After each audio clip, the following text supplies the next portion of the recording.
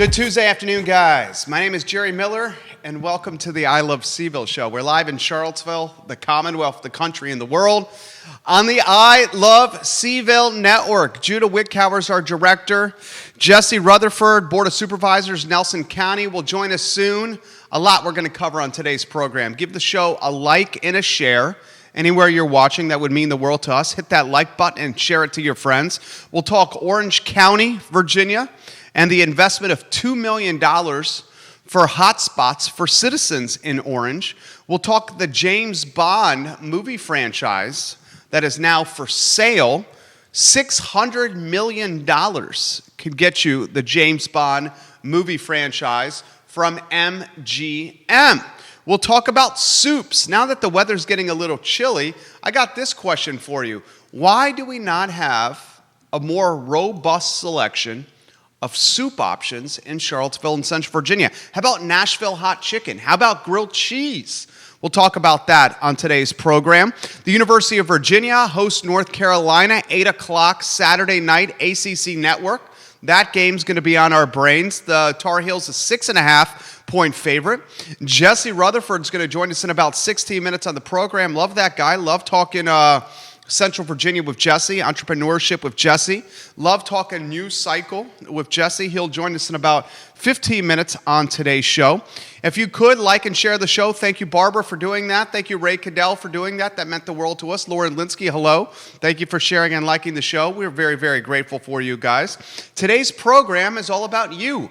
You can dictate the pace and tempo of the show by sharing your perspective in the comment section, and we will relay your perspective live on air. This show is archived anywhere: YouTube, across all social media channels, Spotify, iTunes, Apple Podcasts. We put it in a daily e-newsletter that goes out to 140,000 inboxes every morning at 11 a.m.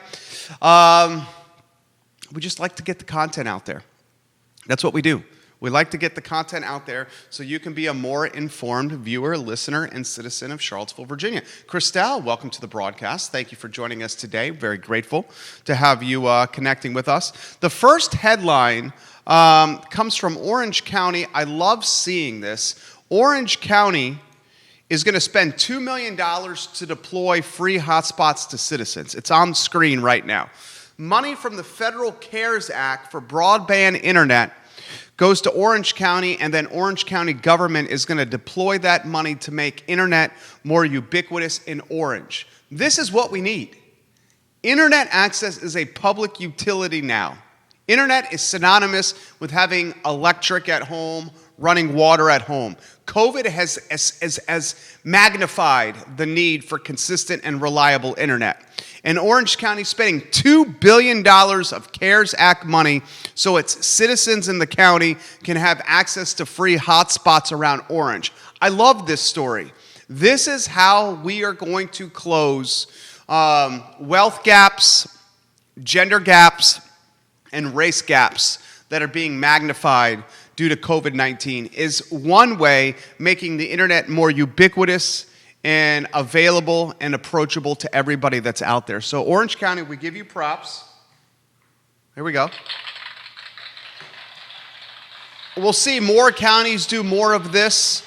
We were chatting with Mercy yesterday, and if you missed yesterday's show, it was a very, very good one. Yesterday's show is archived on ilovecville.com. Mercy Best, an educational entrepreneur, the owner of STEAM Kits, was our guest. And she talked about how folks, even in Charlottesville and Albemarle County, do not have reliable internet. And it's really impacting students who are trying to learn digitally. For example, this is coming up often in classrooms, digital classrooms.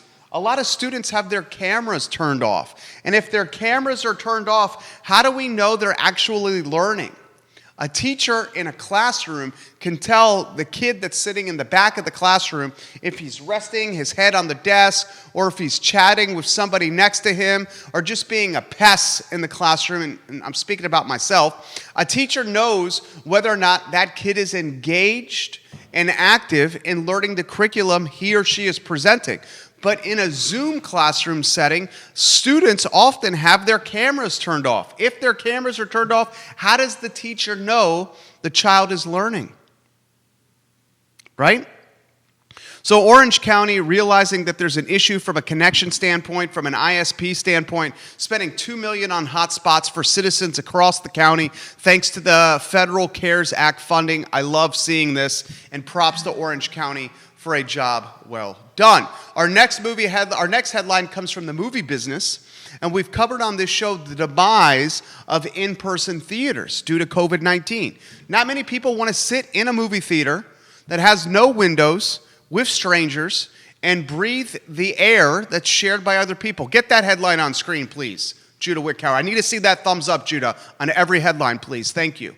The James Bond movie franchise is for sale for $600 million. A number of streaming services are in the running to purchase the franchise. Apple, Netflix comes immediately to mind. MGM, the studio behind the film, is losing between $30 million to $50 million due to the fact that movies cannot be shown in theaters. So to make up some of this deficit, MGM has said that one of their flagship franchises, James Bond, is for sale. So far, no takers. Netflix and Apple say the cost of the franchise too expensive. They're going to play the negotiation game. If a movie is not released in theaters, then the production company, the studio behind the film, is going to struggle making money on a film. MGM, much like other studios, in a very tough spot due to COVID-19. As a result, they're selling their movie properties. For example, Sony and Paramount, they've sold movies like Greyhound, Coming to America 2, Without Remorse, and other movies just to make up a budget deficit. Now, here's the thing. Watching a movie through a streaming service does not have the same pizzazz or the same experience as watching a movie in a theater itself. When we will go back to theaters, we don't know. I don't know. You don't know. I mean, heck, Regal and Stonefield ain't even open right now and has no plans to open anytime soon. Okay? So maybe the future of movie releases is streaming and not box office in-person watching. Regardless, MGM is in such a tough spot. They are considering selling one of their top franchises, and that's a story that I'm certainly going to follow. The movie business in totality in a very tough spot. And as the movie business is in a tough spot, the shopping centers that are utilizing movie theaters, Downtown Mall, Fifth Street Station, Stonefield, as attractions to get patrons to come visit said shopping center, are in tough spots. So would you spend $600 million for James Bond? Apple says not us. Netflix says not us. Now, they may buy it at a lower price, but when Daniel Craig and James Bond has brand placement with Land Rover, with Heineken, with a couple of watch companies, when you have a brand and a franchise like this that's being sold just so MGM can meet its overhead, it shows you the very precarious position that production companies and studios are in. Now, our next headline, a very intriguing one. Did you guys see that Dunkin Donuts, and how many Dunkin Donuts around Central Virginia? There's a lot. Thank you, Judah. Look at the screen.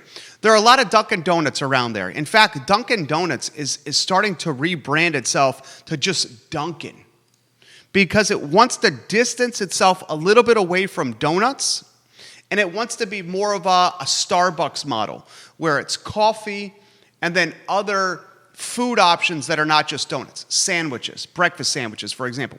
Dunkin' Donuts is on the cusp of going from public to private. Inspire Brands, the same company that owns Jimmy John's and the same company that owns Arby's, they are looking to purchase Dunkin' Donuts and make this business a privately held brand. Inspire Brands has deep pockets, and they see Dunkin' becoming a go-to type of brand because of the drive-through, because of the ubiquitous nature of the brand, and because the locations are everywhere across the country. So here's what's happening. The local mom and pops, the restaurants we love to support, the 1 and 2 unit locations, the locally held eateries, they are running out of money.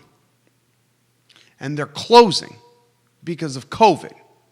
So as the locally owned restaurant runs out of money, the nationally or globally known brands like Dunkin' and Starbucks are gaining more momentum behind them. And what investors are predicting is as we head into winter, we will see potentially more of the collapse of the locally owned restaurant. And as we head into winter and come out of winter and go into the spring, the prediction is there will be less competition in the restaurant space because restaurants will close due to chilly, cold months in COVID-19.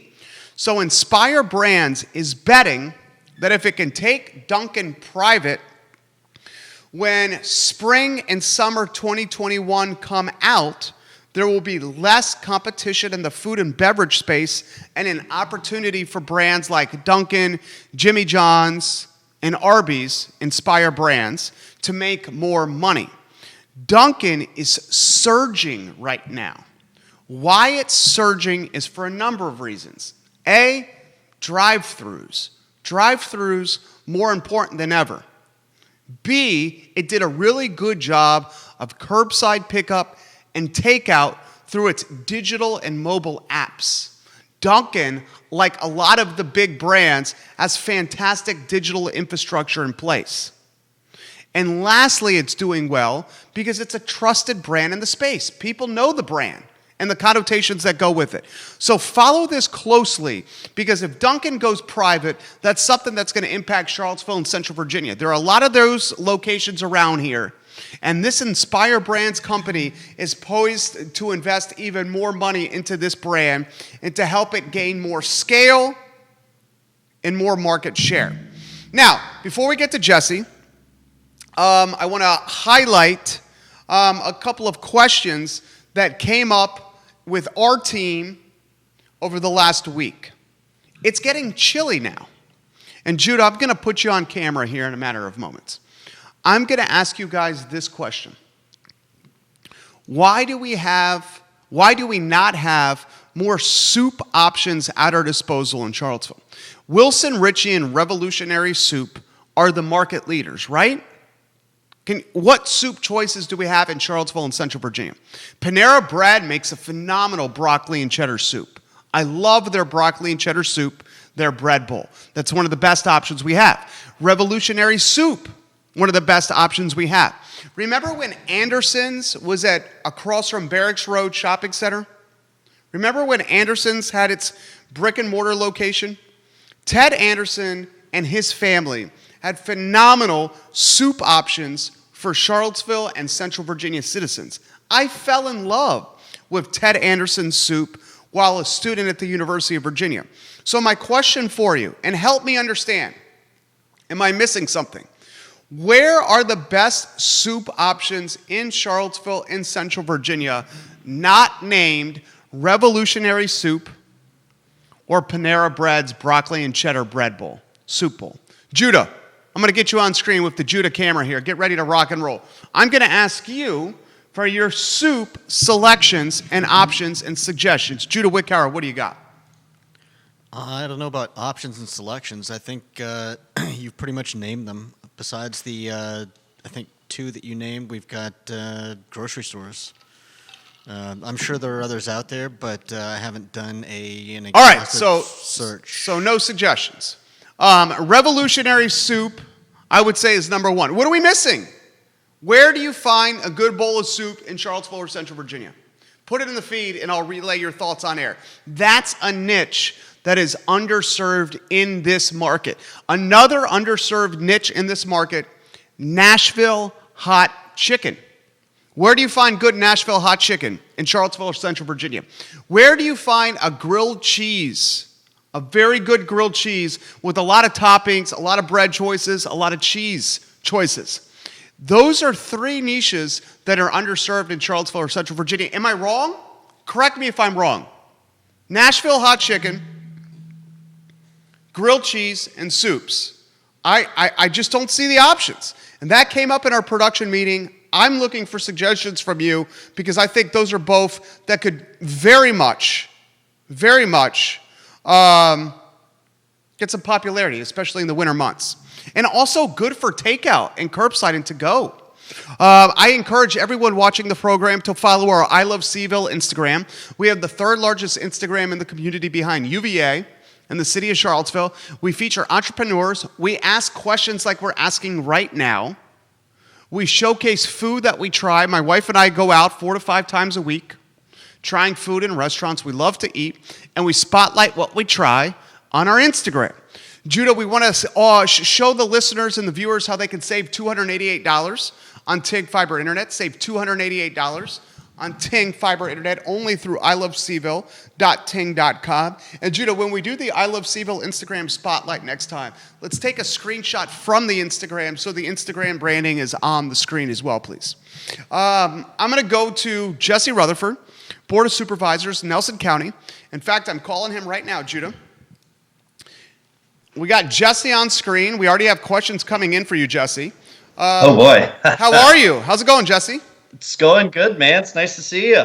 It's nice to see you as well. I know we're talking about, doing good. I know we're talking about soup, but I have to talk about chili because I'm a big chili believer. Ooh. And the real question for you is, are you a beans or no beans kind of guy? I love beans. Me too. It's honestly, I don't know what kind of culture these people are coming from where they don't want beans in their chili, but I do not reside from that one. Jesse Rutherford, So, I got a that'll be question settled. for you. The toughest question I'm going to ask you. Right off the front? Right off the Okay. front. Jesse Rutherford Ready. is a charming, successful, sharply dressed, good-looking, well-connected man, a leader in Nelson County Board of Supervisors. When Jesse is charming a pretty lady, where is Jesse taking this gal out to dinner to make a good impression in Nelson County?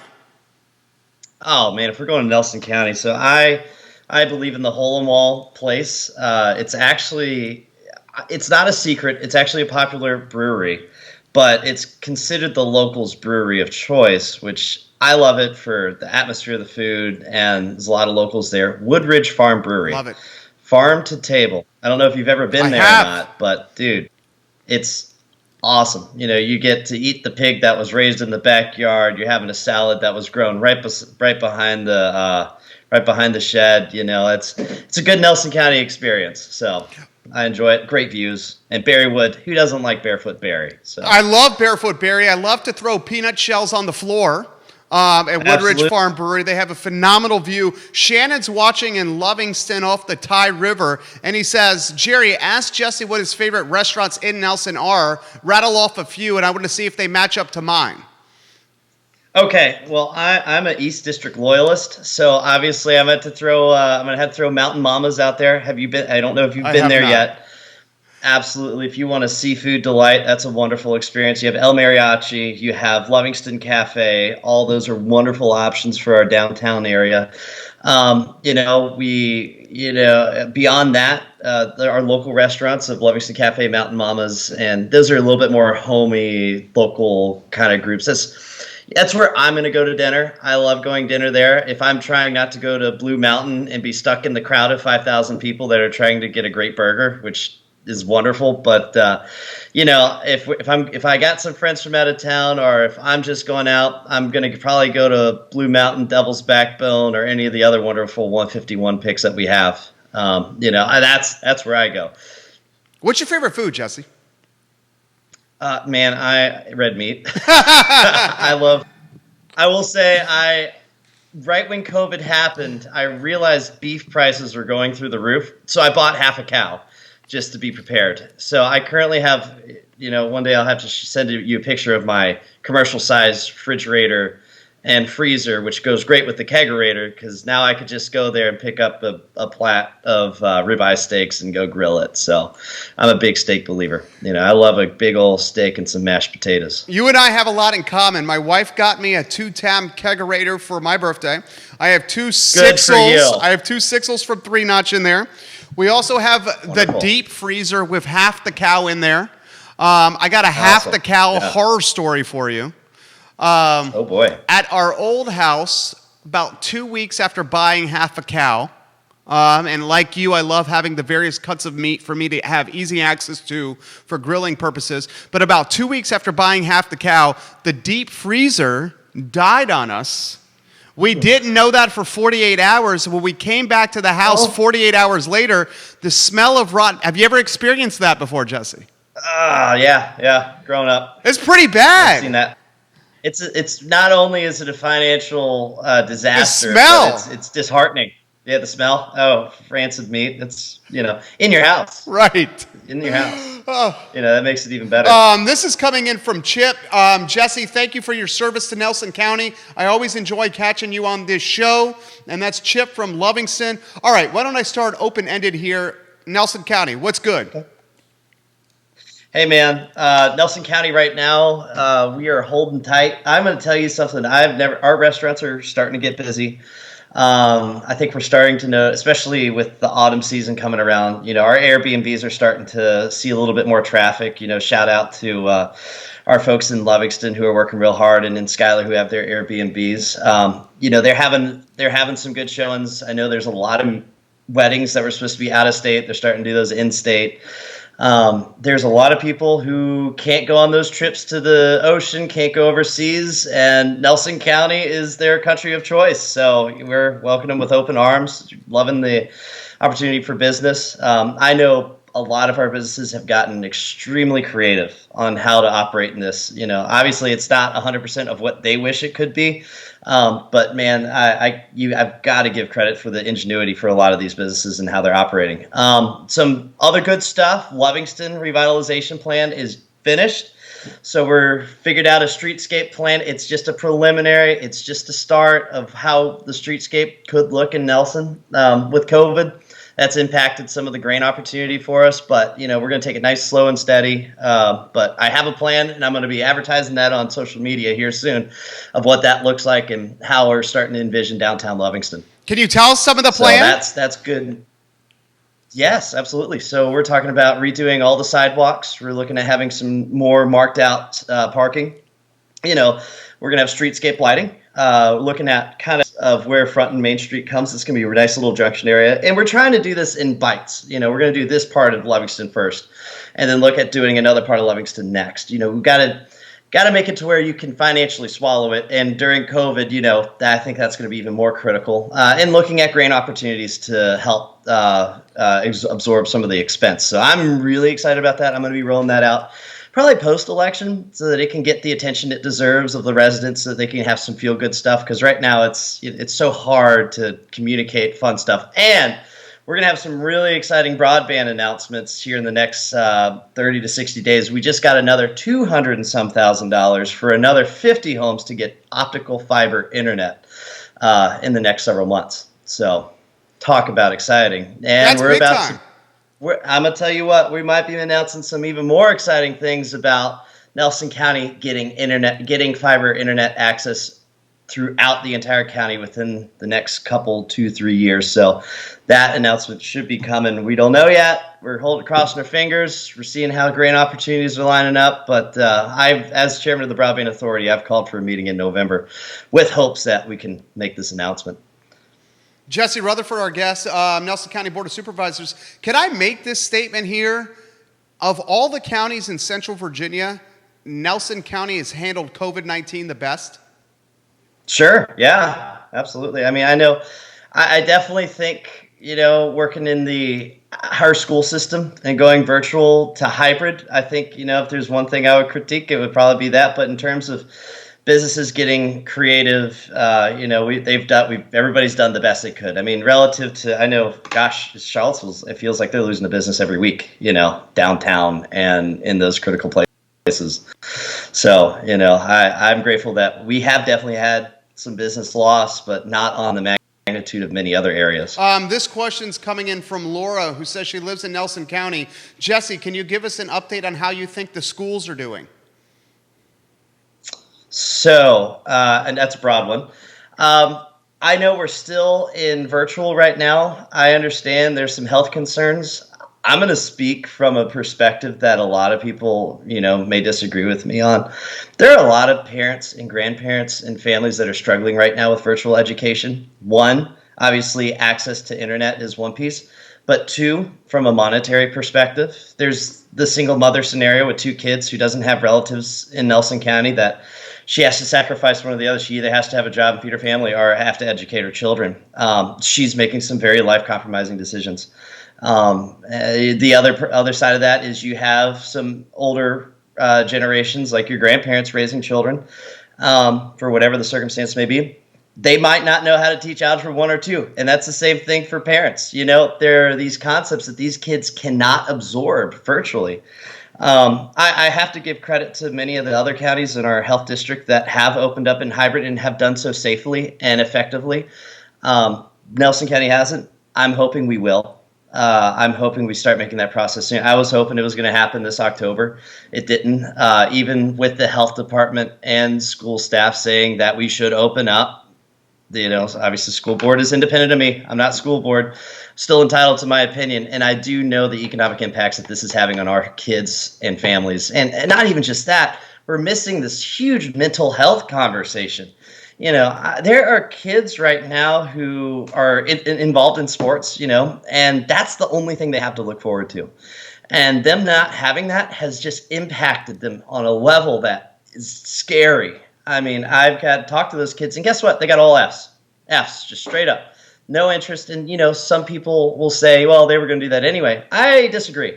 They had something to look forward to at the end of the day, at least. And a lot of these kids don't have that. You have kids who are struggling with households that had drug addictions back home. And guess what just got amplified in their life? You had kids who were struggling with mental health. Guess what just got amplified again without the access of people on that level. That your update, that was Laura, right? Yeah. That's your update. You need to go to the school board meeting in November and have your opinions be echoed of where you think. And here's the thing. If you want to stay virtual, I support your option to stay virtual. However, there are a lot of kids who the damage that's being done, whether that's to their academic career or their parents' financial situation, that they need to have this option to go in. And I support both options for someone to be able to stay virtual or for kids to go in safely and social distance properly. This was from Weston, who lives in the county as well. Jerry, can you ask Jesse what he's seeing from Wintergreen? I would think with COVID-19, a lot of people would be flocking to Wintergreen, which is going to be good for our tax base. Is that an accurate assessment? So that has been an interesting conversation. Yes and no. So yes, we're having people go use these short-term rental properties, and yes, that is lodging. Are we getting it to a scale that supersedes what we normally would have done? No, if that makes sense. That makes sense. We're in autumn. We're in autumn right now. This is always a busy time of the year for Nelson County. We usually have a lot of revenue being generated.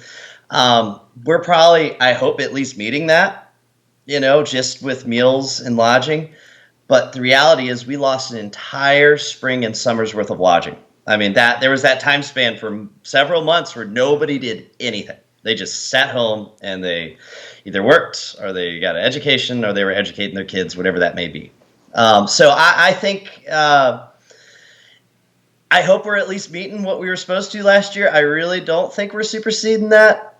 Time will tell. I know real estate taxes and personal property taxes are a little bit different. Obviously, we've had personal property taxes waived, but we had the money to absorb that. Real estate, I think we're still on par. Like I said this on the show several times. My biggest concern isn't this year, it's next year. 2021 is going to be the year where we either are tightening belts or we're going to be seeing how people respond post-COVID. Or whenever post-COVID actually is. Here's a good question, and I'm going to paraphrase this and kind of ask it myself. Okay. If you were teaching virtual and you had kids, Yep. You don't have kids, but if you had kids, how far do you think you could go with the subject matter? Dude, I mean, you and I, you were super bright in school, you did well here. I'm not sure I could teach my kid algebra right now. Would you feel confident teaching algebra? No. Well, and here's the thing. I was homeschooled my entire life. So, I get the whole – but my mother was she had a teacher's degree from UVA.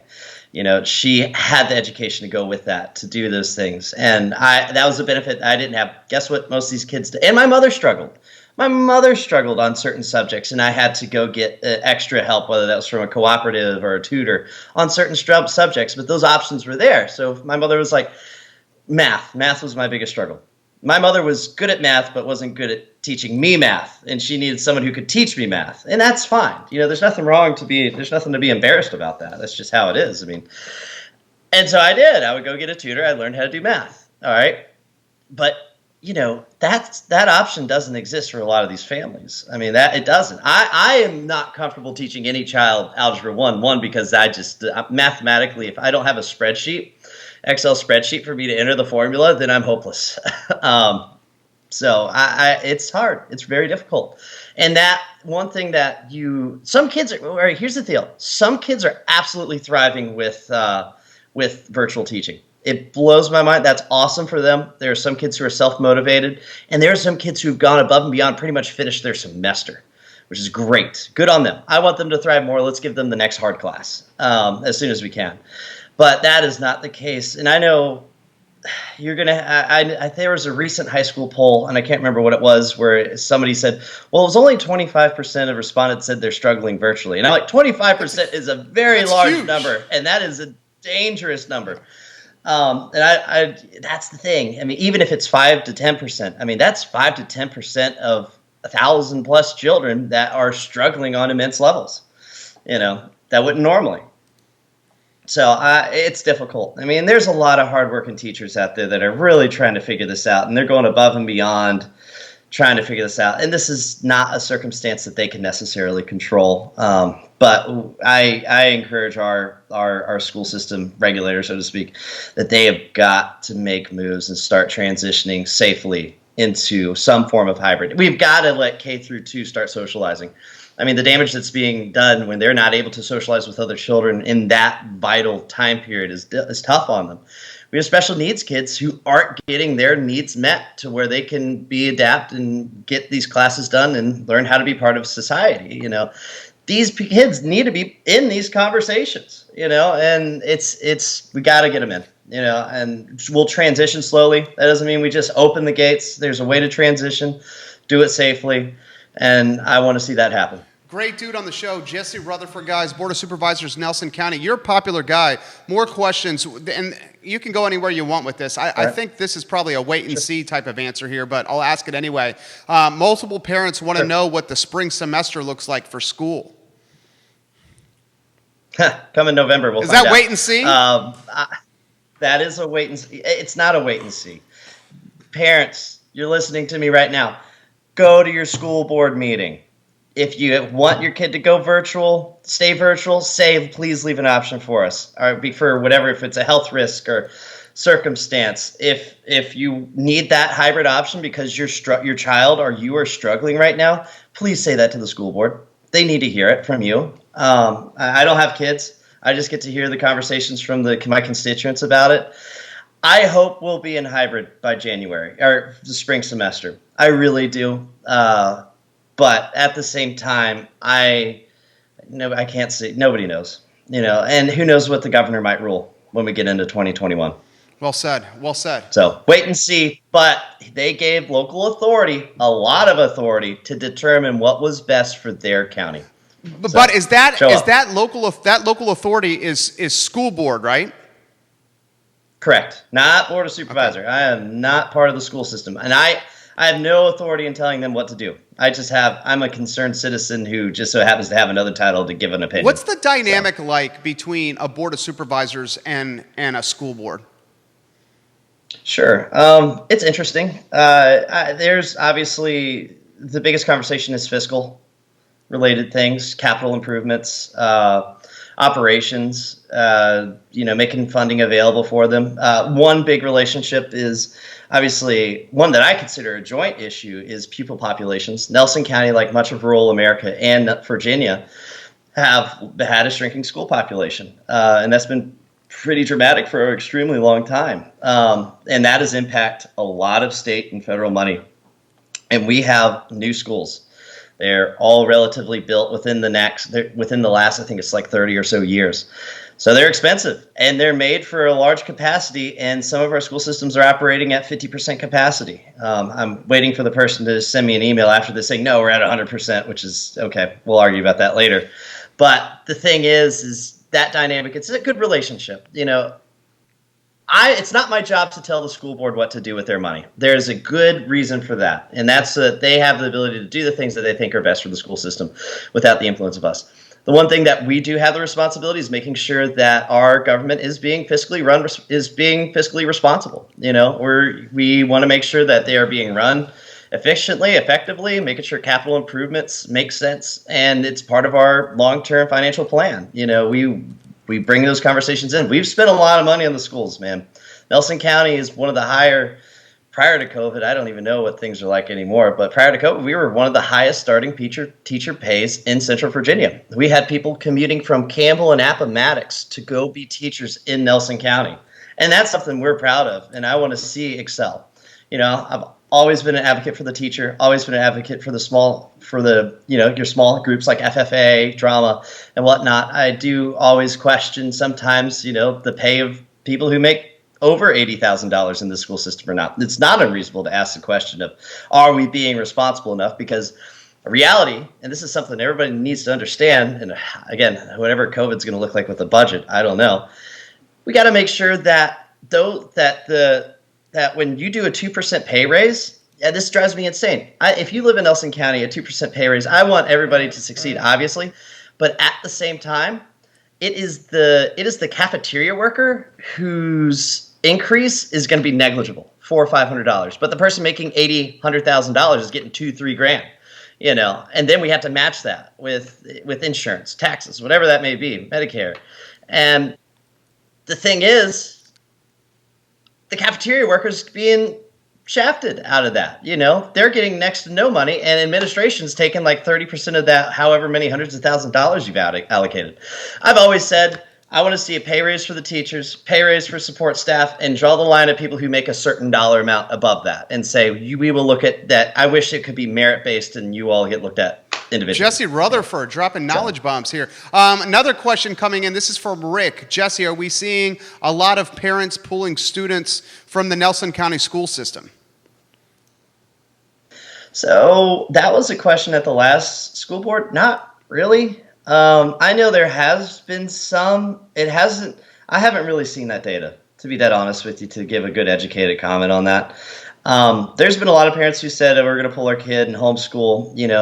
That's fine. At the same time, there's been a lot of parents who, we really need access to education tools online and whatnot. So, I would say probably not as dramatic as people think. I don't really think we're having that big of a loss of students. But relative to COVID, we don't know what it's going to look like when we go back. More questions coming in, guys. We're not going to be able to get to all these questions. And I got to ask construction with this guy. The guy's day job is he builds homes. So nationally, home construction is gangbusters. It's absolutely gangbusters. Material. I was going to ask, how is it at the local level with your business, Jesse? Materials have definitely been in short supply. You're finding pressure-treated material, very difficult to find. And if you find it, it's a highly inflated dollar amount. Lumber futures have been down recently. We don't see those reflected in the day-to-day market for probably a month or so. So I suspect in the next 60 days, lumber prices to go down. That's just judging by manufactured housing predictions. A lot of that is probably contingent election, because nobody really knows what election means. If Trump wins, when Trump wins, or if Biden wins, nobody quite knows what the interpretation of how supply is going to be there. There's a lot of people, a lot of issues with getting polyvinyl-based products. Polymer-based products have been difficult and really expensive, and it's weird because gas is cheap. There's just a lot of things that don't make any sense. Loggers aren't making any money right now, but there's no middlemen to process the logs that they have. Not enough middlemen to process the demand on the back end, the very front end of where buyers are. So huge issues there. I know you're dealing with probably major inflation across the board. Now, will that go down? I don't really think so. Interest rates are as best as they're ever going to get, guys. If you're going to buy a house, you need to buy it. this is your best opportunity to do that. Our common friend Keith Smith thinks if Biden wins, the upper price point, that 500 and above price point, might get a little soft because of some constraints on capital gains and taxes. Yeah. I could see that. But the reality is, man, the affordable housing market is just so massive right now, and the demand is just so. I'm in property management as well. I try to build 3 to 4 new rental properties for my portfolio every year, and every single one I do, it's rented the next day, pretty much. At that, I have a plethora of applications that you're just like, holy cow, I can't even absorb that. I mean, here's something that's interesting that I've noticed, at least in our region from Fluvanna, Charlottesville, Nelson, related to Section 8 housing and vouchers. We're starting to see vouchers transition from like Chesapeake, Virginia Beach and Eastern Shore to here. It's interesting to see that happen. And I've asked the question of some people saying, guys, is there just not a lot of demand out there? I know you want to transfer. So that's absolutely within your right. It's awesome. We welcome you out here. I'm just curious as to why. And it's a mixture of, it's difficult to live in the urban situation during COVID to, there's no housing available in these urban metropolis areas. So I tell you, we have a long ways to go till we get the affordable housing conversation under wraps. I mean, we need a lot of supply, and affordable supply, not Charlottesville affordable. Thank you. This one, all right, why don't we close on this? You don't have to answer this if you don't want to. How do you think the 5th is going to play out? And I'm gonna take the thunder from the question here. He is tight with Denver Riggleman. I'm a huge Denver Riggleman fan on this program as well. I thought Denver was shafted, frankly. How do you think the 5th's going to play out with what's happening with Good and Webb? Right. I still think it's a red district. Especially in a presidential year. And I think a lot of people kind of forget about the presidential effect on races. I mean, it was a presidential election that helped get Tom Perriello elected. You do have some veterans running in the 5th. In terms of like political years of experience. I mean, you have the Warner effect, which isn't astronomical, but it's a familiar name. You also have a huge rebuttal from conservatives like myself, who we remember Ralph Northam, and we remember the absolute nightmare that he made out of the Commonwealth. So you have a huge rebuttal to that. Now, some of the important pieces that we have to understand here is we've had early voting for 30 plus days. I have made a spreadsheet on kind of what certain precincts look like in terms of what they're showing up is. Amarillo Charlottesville is just out of this world in terms of actual people showing up to the vote early, and it's huge. I mean, I really think that Albemarle Charlottesville could have an 80 to 85% turnout. That's my best guess. Nelson County is going to be very similar to that, but we also have characteristics that are similar to that suburban atmosphere as Charlottesville, Albemarle, Fluvanna as well. It's going to be interesting to see how that impacts the 5th. Now, key things to watch for this race, and I'm speaking as nonpartisan as I can for these people asking. We have what's called pivot counties. In other words, these counties vote for and predict the presidential election every time the president runs, every election. Fluvanna, Nelson County, and Buckingham. Some say it has to be all 3. Some say pick it 2 out of 3 predicts the president. The key counties to watch on how the federal races are going to go is Nelson, Fluvanna, because you saw something that was really neat, not really neat, but however you want to interpret it. Corey Stewart won the 5th. I think it was by a couple percentage points, maybe 2 or 3. I can't quite remember off the top hand, but he lost Fluvanna and Nelson, and then interestingly enough, Denver won Nelson and Fluvanna, which is kind of more of that suburban mentality, moderate, centrist kind of, conservative kind of vote.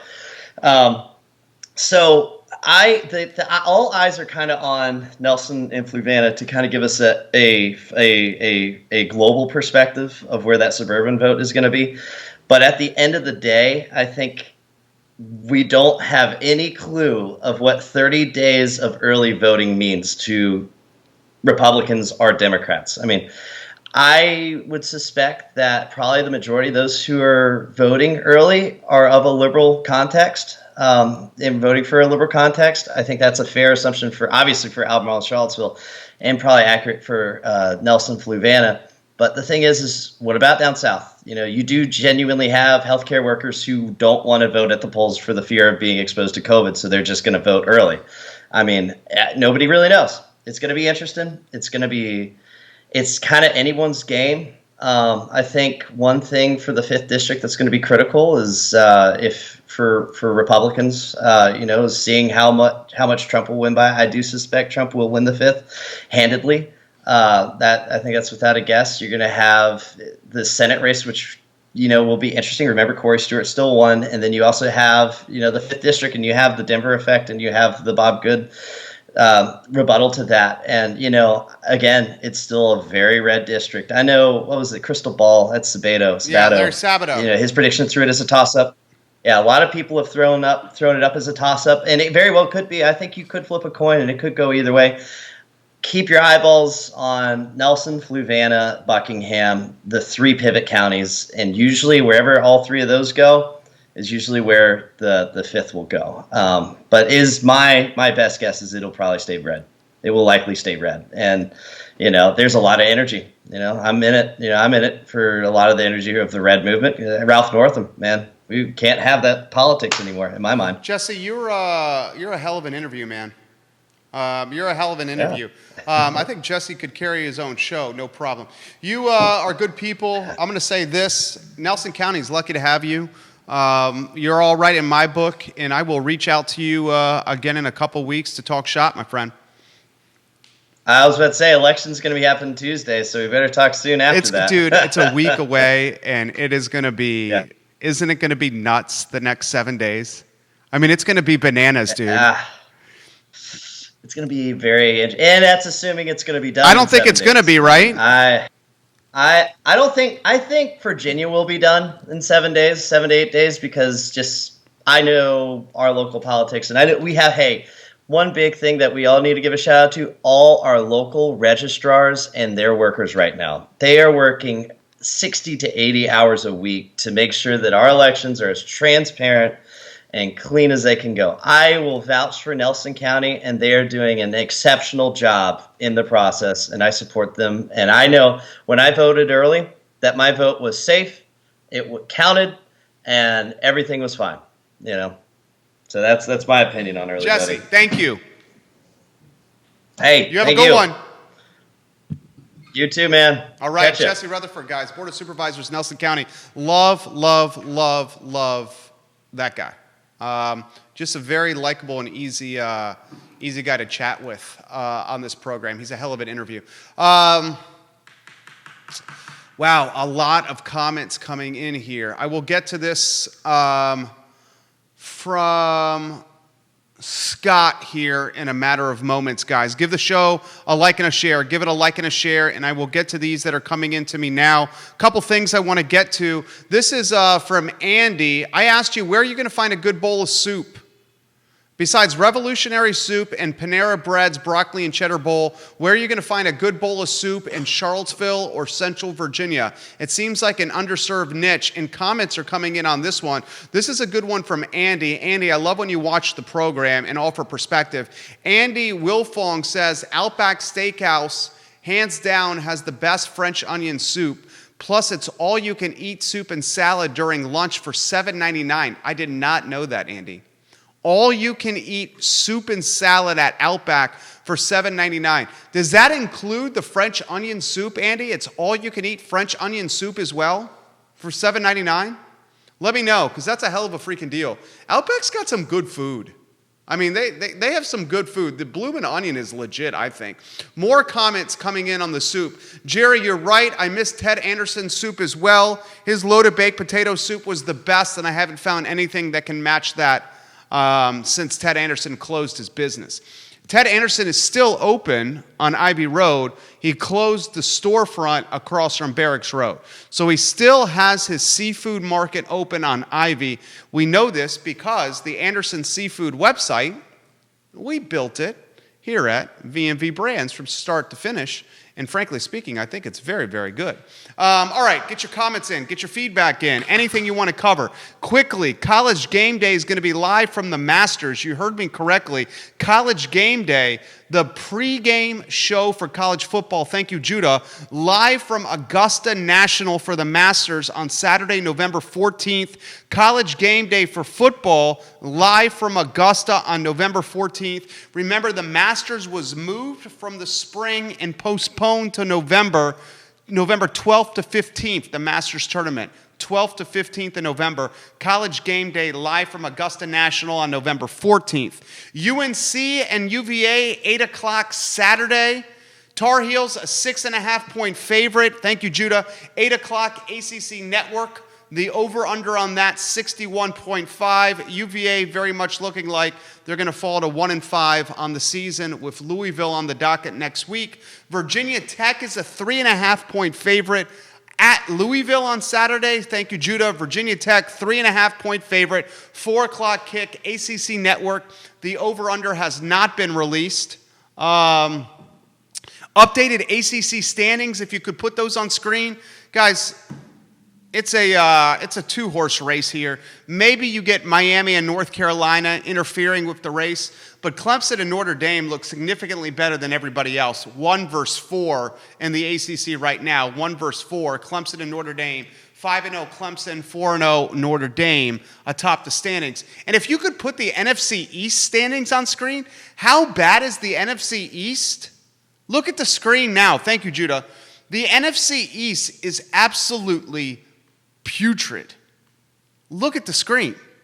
The Washington football team, who just dismantled the Dallas Cowboys over the weekend, Washington is 2-5.